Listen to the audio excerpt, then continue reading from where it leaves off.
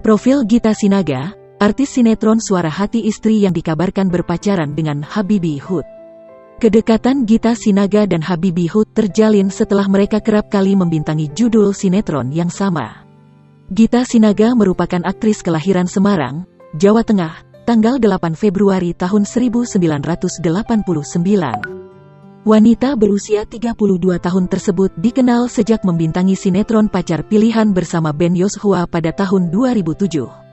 Sebelumnya, Gita sempat tampil di iklan Oki Jelly bersama Dea Anissa pada tahun 2000. Gita pernah menjuarai ajang Supermama Celeb Show di Indosiar pada tahun 2009. Dan kemudian terjun ke dunia tarik suara dengan merilis single Sayang Bilang Sayang.